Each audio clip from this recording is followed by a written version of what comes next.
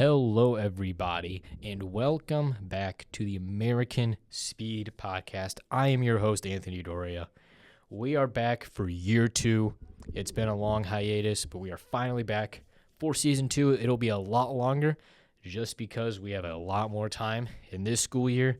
I'm looking forward to it, but before we get into any details, I just want to go over some new changes. So, if you listened last year, you will know that we only talked about F1. But this year, I decided to expand it. I want to get more of an audience and more of my racing in it. So now it will be NASCAR and F1 will be the two series we focus on. So if you're a motorsport junkie, F1, NASCAR, it doesn't matter. This will be the show for you. So we'll be mixing it up. We'll do 2 segments. We'll do NASCAR and Formula 1. Should be a great time. I'm looking forward to it. Got a lot of stuff, and of course, the first week I do this, we got a lot of stuff to talk about, so we'll get into it. So, the first thing will be NASCAR. We'll be going over mostly the New Hampshire race, a lot of the stuff that went down. We have Denny Hamlin pretty much intentionally wrecking Ty Gibbs, Cody Ware forgetting the number 1 rule of NASCAR, and then some other news headlines as well, including one of the viewership, which may be a cause for concern for people. And then F1, we'll be just getting into the craziness that was last weekend that we'll have to get into at Baku, because that was a pretty wild race. So we'll have to get into that as well. But anyway, welcome in, and we'll get started. So first off, we'll start with the NASCAR race in New Hampshire. Obviously, Blaney won. He advanced to the next round of the playoffs, but that's not what we'll necessarily be talking about today. So this one will be Denny Hamlin and Ty Gibbs, and potentially rivalry starting. And this event has caused Denny Hamlin, obviously main driver, fighting for the championship at this point, was left kind of irritated and seeking assistance from the team leader of Joe Gibbs Racing, which is Joe Gibbs. So for the context here is that, so we have Denny Hamlin and other teammate Christopher Bell, who is also in the playoffs currently. He is not advanced. He hasn't won, but he is currently in the playoffs. And they found themselves behind the JGR teammate of Ty Gibbs, obviously in the 54 car, which was in 11th place. This was during stage 2, as they were trying to work past him, as their cars seemed to be faster. Look at the video, their cars did seem to be faster, and they were trying to get him, but they weren't able to. But then it got pretty heated, and it resulted in contact. And then ultimately, Bell would get by him. So then, obviously, Hamlin was next in line to attempt the pass on Gibbs. That was cleanly, but he did not do it. So now we go to lap 110. They go into turn 1. It seems fine.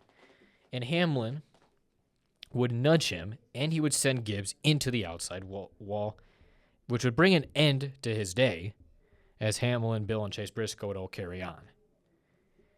So it's kind of hard to tell because I don't think it was intentional from Hamlin, because it's not like he just purposely just drove full speed and went right into him. It really was just a nudge. So I feel like to me it didn't seem intentional. I don't think anyone thought that, because trust me, if it's intentional, you would know. And it's not like he went full speed and just plowed into him. He kind of just nudged him. He was still trying to pass him. I think it was probably just, unfortunate kind of scenario with what happened with the bump and all that. Now, you might be wondering what the reason, why is it such a big deal? Obviously, bump, a wreck, it can happen. The problem with it is that Hamlin, Bell, and Briscoe, who all passed him, these are all Joe Gibbs teammates, by the way, all 3 of them, they were all contenders for the playoffs, as we just stated, and Gibbs, he missed it. And also, he's not in the fight for it. So now obviously, Denny Hamlin, he has a podcast, I'm sure most NASCAR fans know, which is Action in the Metal, which he usually uploads on Monday after races. And he said that he believed the only way forward for all of these people is that members of the leadership get involved and clarify really what they're supposed to do throughout the postseason. So Hamlin would say, quote, "What I want to happen is leadership to step in and tell us, what do you want us to do? If you want us to all just race each other, cutthroat, no matter where your position is in the stature of the standings, we can definitely do that. I expect myself in the 19 and the 20 to race really, really hard because we're all battling each other to get above the cut line or maintain our status above the cut line. If I get eliminated or the 19 gets eliminated or the 20 gets eliminated And then we've established this no rules. You guys do whatever you want to do. None of us are going to win. End quote. So that is what he said. And he just means is like there needs to be expectations because obviously you're trying to pass your teammate who is in the playoffs, and you would probably assume that they're going to be like, listen, obviously, just get out of the way. This isn't your fight. These guys are in a playoff fight. They need to be by you. They need as many points as possible. Like you would think that'd be the common thing. But ultimately it didn't really happen. So that's kind of why Hamlin is stating that there needs to be some action given from both of these sides. And we all know Joe Gibbs. Hamlin stated that, he's seen a lot of these before, and we all know. And that's kind of what set his expectations for this. But, so that's kind of why. And, well, if you haven't put two and two together, you might have an idea that, yes, Ty Gibbs is related to Joe Gibbs. He is the grandfather. Yeah, Joe Gibbs is the grandfather of Ty Gibbs, which you probably could have figured out by now. And then now Ty's mother, who is Heather Gibbs, she is a team co-owner. So that's kind of what makes this kind of an awkward situation, because it's a JGR problem, but the person who was, I guess, the victim of this problem, or the result of it, is the grandson of the team owner. So that's kind of what just makes this really weird. And that's kind of why this is really being talked about as much as it is. And even Hamlin said that he didn't think that any conversation with him would really even help. And that's just kind of unfortunate because, it really just shows it just how much family matters in racing. And I'm sure a lot of people understand that. Because my belief is that, obviously it's racing. You're supposed to race hard. It doesn't matter. You're supposed to race hard because you were there to race. You were there to try to compete, to get good finishes, and ultimately win races if you can. See, and that's what he's saying. Like, he's saying, he agrees with it. You should race hard. It was really just the point that it's for 11th place, and his team and Ty Gibbs doesn't have anything to gain from this. He has nothing to gain by beating him. If anything, it's going to hurt. It hurts Denny Hamlin more than Ty Gibbs does. And that is what's leading to his frustration. It's not the fact that he's racing hard and trying to race people, which is what he is there to do. It's just the whole, the bigger picture of what this was leading to. That is why all of this is.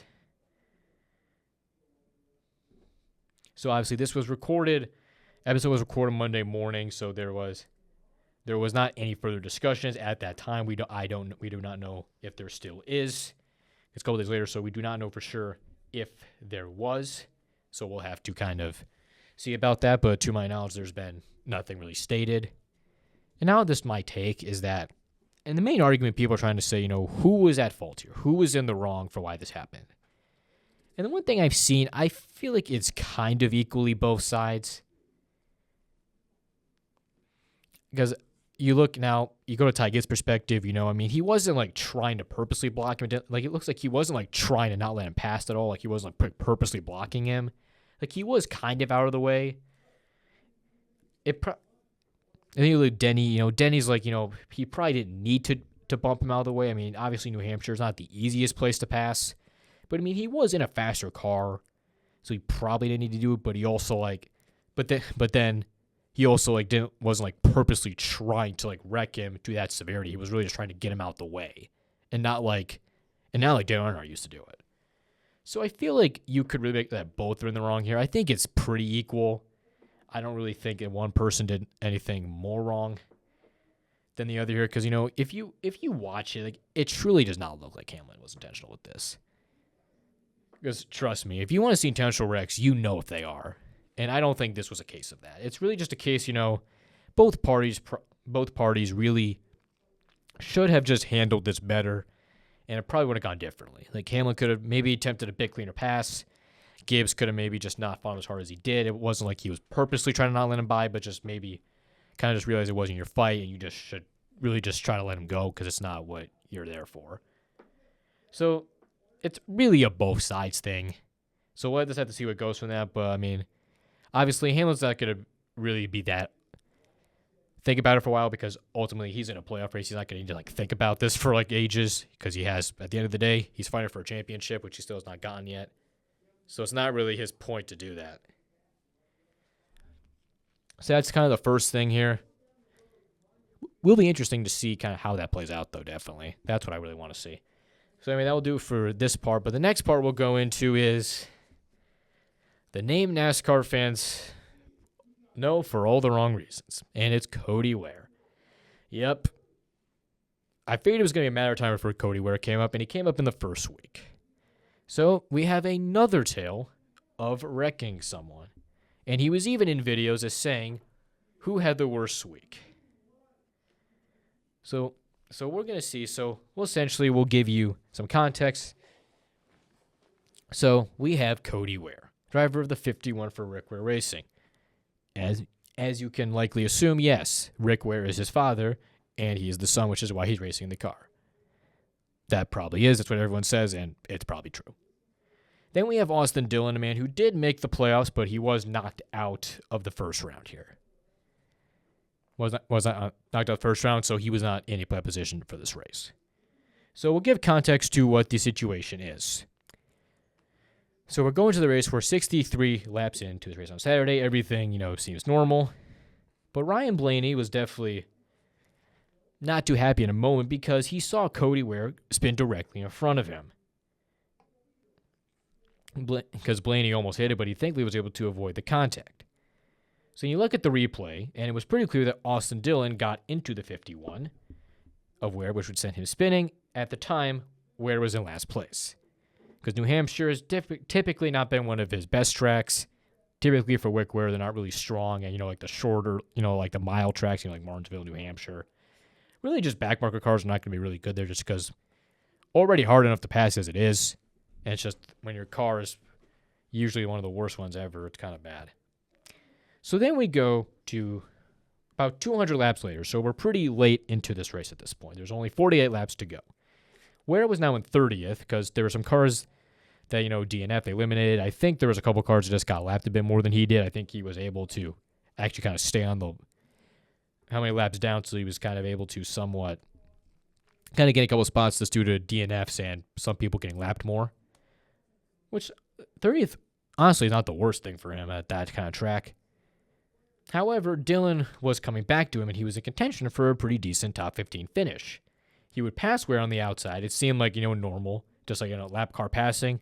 And typically, Cody Ware just lets him go by. Typically, if you're a lap car, you just let him by. And you watch his feet at the races, you typically see that he's not good. He usually just gets out the way. He lets him go. He doesn't try to do anything about it. Or at least, try to, do what he's going to do here, which we'll get into. And then they collided for the second time.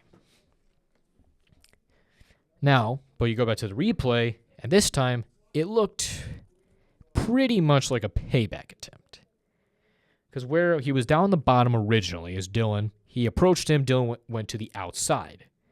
Seemed normal at first, but then you look and you see that Cody Ware kind of went up the track a little bit, and he actually even hit the throttle just as he was about to hit him. So if the attempt was to hit Dillon, then the contact, he did the exact opposite. Ware spun himself and slammed into the outside wall, which caused significant damage to his front end, which you actually saw. Somehow finished the race, which I don't know how he did, to be honest. Somehow finished the race with the hood pretty much almost up. You could see on the camera, the hood was almost up. I don't even know how he could see. And you could probably guess Dillon was kind of, puzzled about what happened. And they pretty much said it was a convinced attempt at payback that failed. As Dillon would call him an idiot. And I guess the silver lining, which is actually kind of a funny story, it was the first and final cautions of the race. And where he did, I watched his feed going back to that race. He really did not say anything. He actually apologized to his team after taking the checkered flag. He was in 31st, 5 laps down, so he only lost one more spot. I think it was Kyle Busch in front of him. in 30th, who he couldn't really get because his car was damaged. He was kind of pretty much off the pace there. So now, and you may remember, this story kind of reminds a lot of people of what Landon Castle said. If you remember, and trust me, NASCAR fans know what event we're referring to here. We're referring to that one time when Danica Patrick tried to wreck Landon Castle in 2012, ultimately took herself out, and Landon wasn't even damaged by it. And the thing that he's known for saying after it is rule number one stock car racing is if you're going to wreck somebody, better not wreck yourself. And Cody Ware did not follow that rule.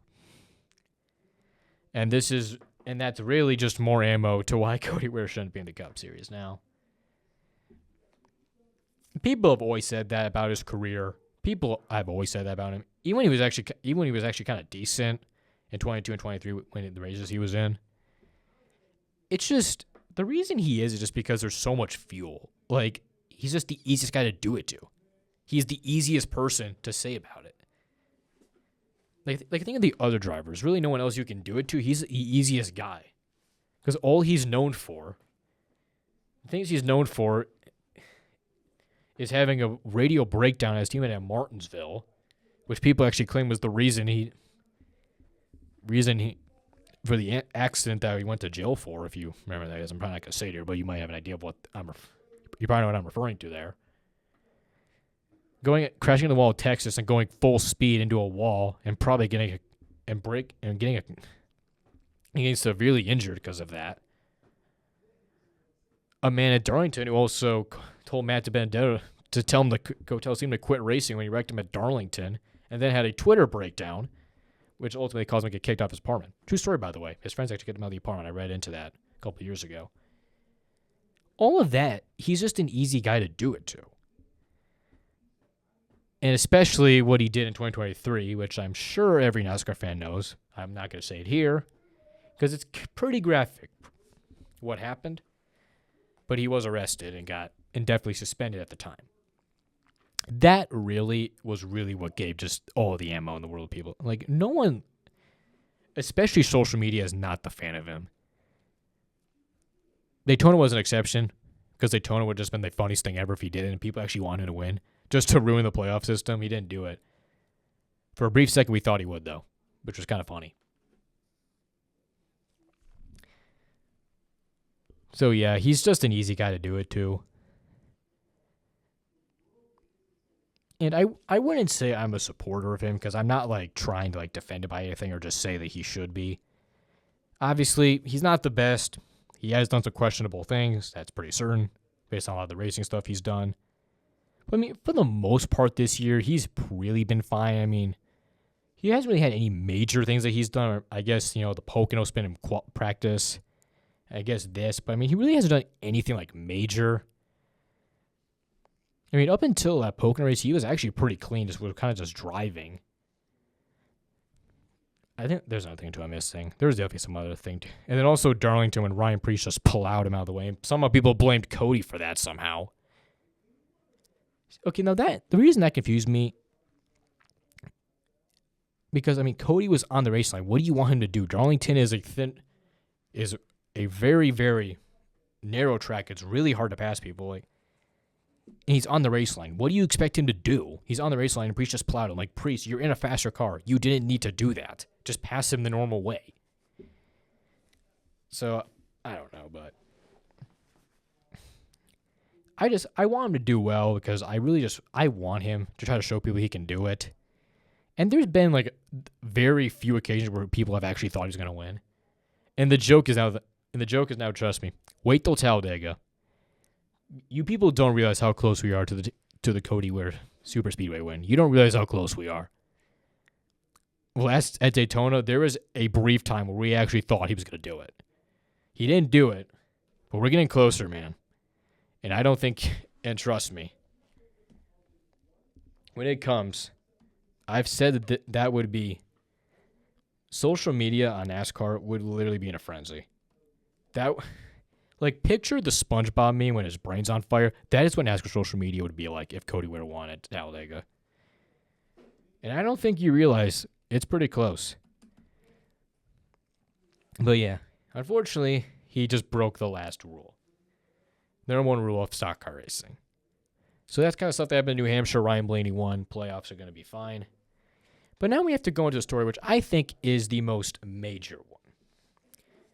Is NASCAR's race in New Hampshire. Obviously, this is the playoffs, which you would probably assume has very big audiences because the playoffs in NASCAR are when cars trying to get into the win the championship. You would think there's a lot of viewers. However, there's actually been a study on this. As NASCAR's New Hampshire playoff ratings hit a low point, as they only had 1.29 million viewers and a 0.7 rating. Get this, that's a drop of 32% from last year's New Hampshire race and down nearly 35% from just a few years ago. Now, the excuse here is think, oh, it's the NFL. You can't blame the NFL because this slump has been going on for years. At this point, you can't just blame the NFL for being on Sundays. More people watch it probably. You can't do that.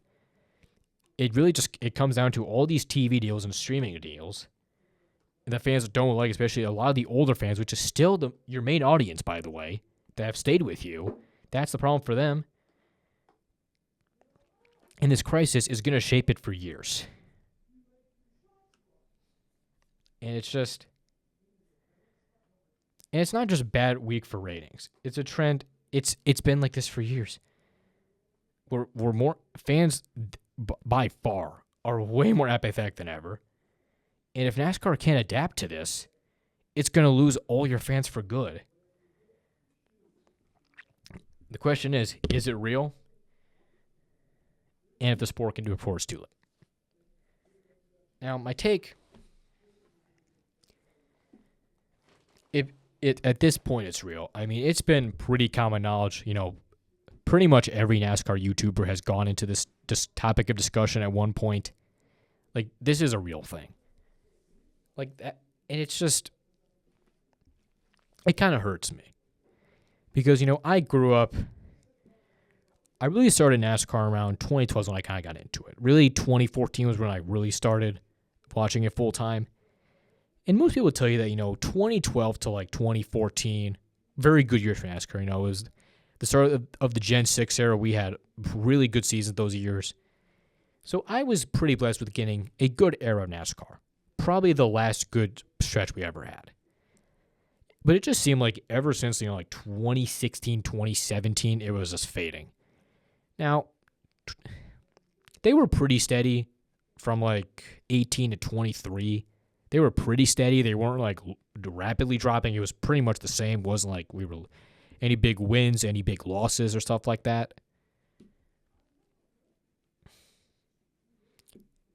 But now it's just dropping like a fly. And the typical excuses that people make, you just can't do it. And it really just sucks. And there's a lot of reasons you can go to. I mean, all the TV deals, most of the years ago when NBC Sports, when they first brought on, it was first half was Fox, second half was NBC. That's simple. It's two networks. It's going to be the same network every time. That's simple. It's a simple thing. Half is one, half is the other. Pretty simple, right? Because you knew when it would happen.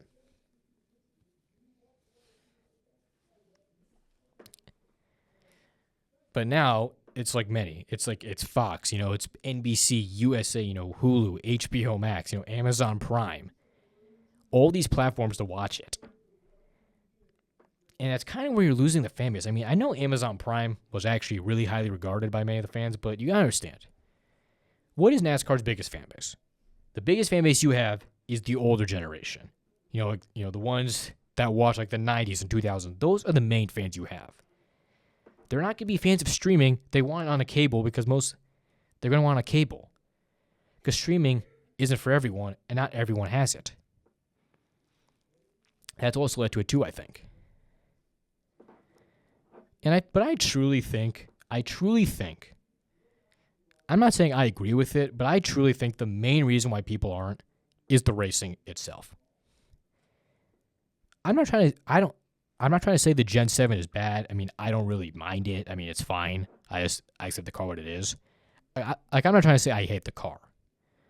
All I'm saying is you go back to the two older gens, and you look at the racing from those races and just the speed, it just looked more exciting. That's what it was. Like the Gen 5 Car of Tomorrow era, which was 08 to 012 to 2012, I believe. And then, Gen 6, like the early Gen 6, not like the later one from like 2020 to 2022, not till that point. That was the era of just great NASCAR. I got to watch that era. The races were more exciting. Like, the cars were faster. I mean, those cars at mile and a half, if you watch my qualifying videos, they would go 210 a mile and a half like it was nothing. And as someone, I went to Michigan a couple years, 3 straight years I went. I think it was 2016, 2018, I think, were the years. It was somewhere in there. I don't know exactly.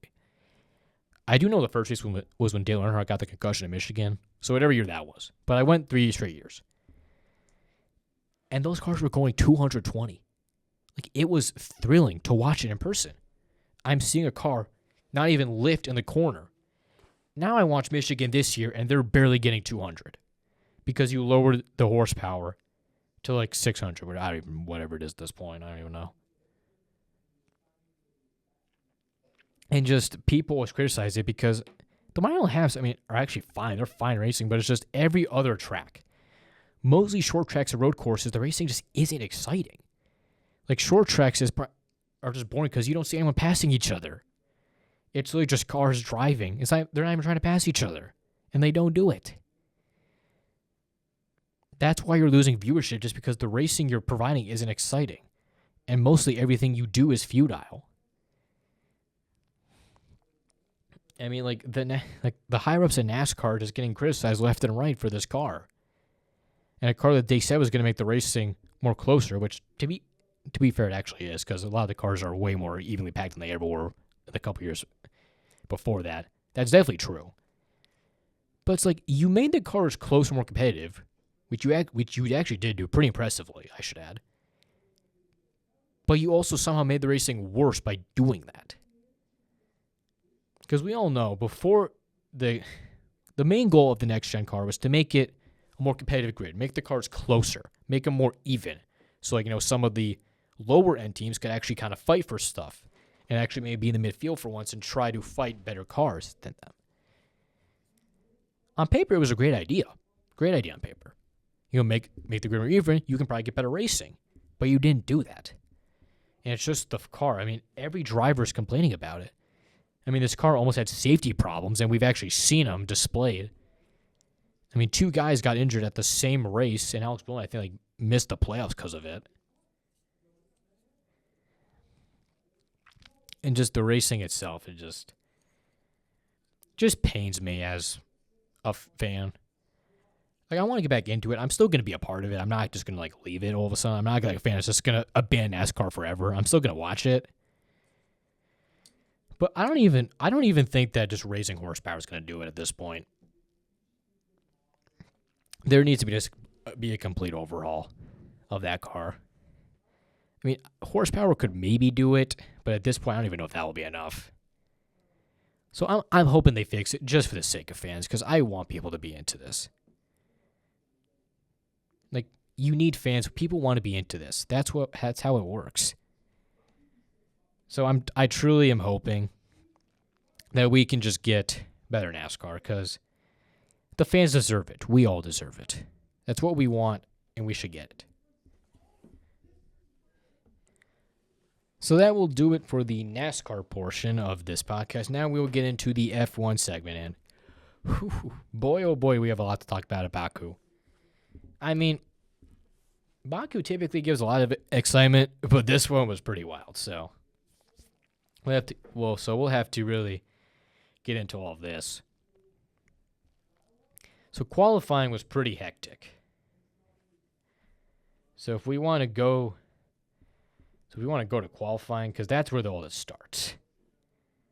So we're going to just have to see this, because it is very, very wild.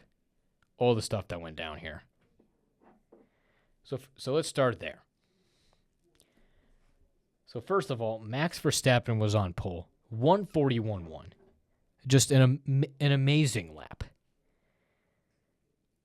But if you take a second and look, who are the two guys below him? Carlos Sainz in a Williams and Liam Lawson in a Racing Bull. Yes, that is the craziest thing.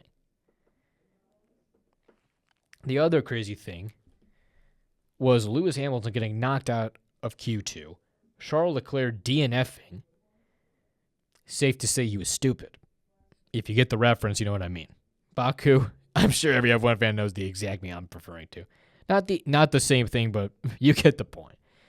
And then Piastri DNF'd, which ultimately allowed Lando Norris to only get in 7th place. So beside that, pretty much normal beside that, not really anything else too major.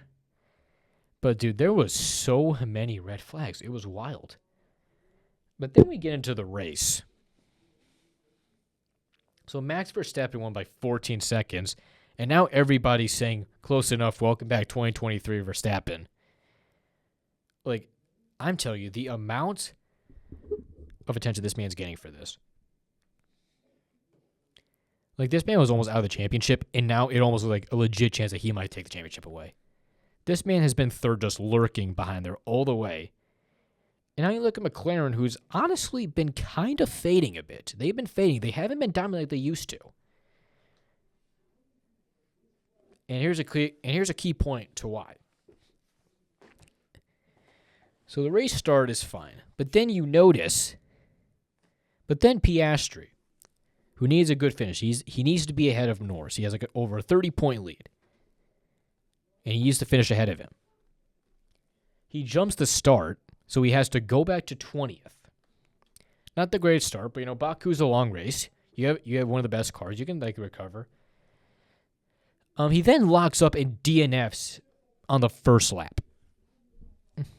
And I'm telling you, the reaction of the F1 fan base when that happened was just crazy. You have the leader in the championship DNFing on the first lap after jumping the start. And then everybody was making the joke was that when you DNF on the first lap and your team doesn't make the other driver do it if you don't know the reference, it's because last weekend they made Piastri let Norris have the position to speak simply because Norris had a slower pit stop, so that's why they let Norris go by him. So that's kind of the joke here is that they didn't make Lando DNF as well. So then that happened.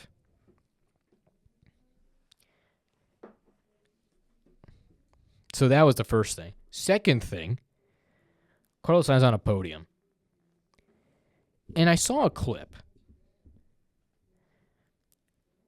It's a guy, because F1 videos, you may have seen, they bring in the lie detector at times, to ask drivers things. And the clip I saw was the person asking him. They asked Sainz, do you kind of secretly, pretty much said, do you secretly want to prove Williams wrong? Or just make him regret what they did? He said no, and the guy said that was a lie. Well, safe to say, he probably made him a bit, getting third place, and Ferrari getting 8th and 9th. 36 seconds off of the lead. Lando Norris was only able to get 7, so he gained 6 points. He still did gain points, which was his goal, but a lot more would have been nice. So he gained points, which definitely will help him a bit. Be tough to see what Eleanor does, though. And also, shout out to Yuki Tsunoda, getting 6th place, his best finish in a Red Bull. I really been wanting Yuki to do well for now. It's nice to see, Yuki have a good race, stay in the pack, have a good race, and get a lot of points. Because I want to see him do well. Another one to Liam Lawson. His best finish in his F1 career, had his best qualifying. Just a great week, And he was actually in third for quite a bit. He was in third place for quite a bit of that race, but, ultimately just the other guys got to him and he couldn't hold it off. The fact that he held it for half of that race was actually impressive, but ultimately he just faded, couldn't really keep it. But 5th place is nothing to scoff about. Kimi Antonelli, great job to get 4th place. Nice to see him get back, and then Carlos Sainz. And the other clip I saw, which is kind of an aura farm, is that, Williams, Sainz was taking like a selfie with the team after. I don't know when exactly it was. So essentially what happened, and then you look in the back and you see Lewis Hamilton walking on the side of him. Now, he didn't look at him, and it said define personal. And I'm like, oh, man. Like, let's be honest. Carlos Sainz, deep down when he did that, thought of Ferrari. They just saw him get a podium before Hamilton got one. And I remember I told one of my friends that. Carlos Sainz got a podium in a Williams before Lewis Hamilton had a Ferrari. Like, you wouldn't think that. That's the weirdest thing to think about. But trust me, deep down, we all know Carlos Sainz thought of that personally. But, I mean, it was just the craziest race, man. And it's just, wow. It's just unbelievable what it is. So now we go into the standings here. So now we currently, at this point, we have 5 drivers who are mathematically in for the championship. The 5 drivers that are still mathematically involved in the championship are Oscar Piastri and Lando Norris, Max Verstappen, George Russell, and Charles Leclerc. Lewis Hamilton was out. Charles Leclerc, am I delusional? Are we delusional for still believing? He's still in it. We might be delusional for believing in it still.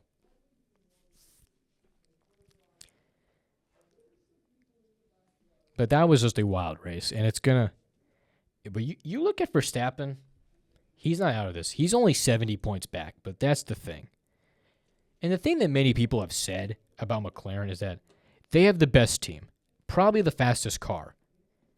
Max Verstappen, Red Bull has the greatest driver. I think we can all agree. Max Verstappen, pure talent, is probably the best driver on this grid. Pure talent-wise. I mean, this Red Bull, it's good. Obviously, it's a good Red Bull. Not like it was in 2023, obviously, but it's still good. Like the car is worse, and Verstappen is still it's amazing. You can love him, you can hate him. Just his driving is just, it is something else. It is crazy how he does it. He's actually in it, and he gained so many points. He's only 70 points out. Of all the drivers still in it, he probably has the best chance. Of all the drivers that are still mathematically in the fight, he has the best odds. Because think about it. McLaren's kind of fading, and they're showing some wrinkles. And if there is one driver that can take advantage of that, it's Max Verstappen. But, I mean... And also, I just feel so bad for Ferrari, man. As a fan of them, it's just... Wow, it's just heartbreaking, man.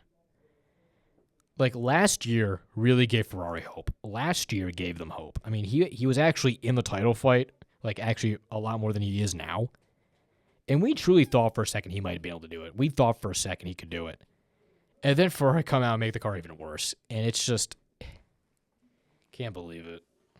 We knew after the first race. We knew after the first race they were not going to do anything, and they haven't. They're somehow still second in the standings for the constructors just due to the fact that the Mercedes teammate and Red Bull teammate just haven't done anything. So that's just... I'm almost starting to think that Leclerc is not going to win one. I really don't think Leclerc is going to win a championship with Ferrari. I tried to believe it. I know he's only 27. But I truly think unless he leaves that he's not going to win one. And why would he leave? I mean, Ferrari's the team that made him the project. He was the future. He was the guy that was going to do it.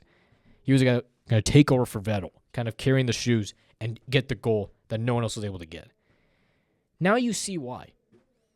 Why do you think every driver that drives for Ferrari fails? Every driver that's done there failed. No one could do it. Some came close, but some failed. And I wish he would.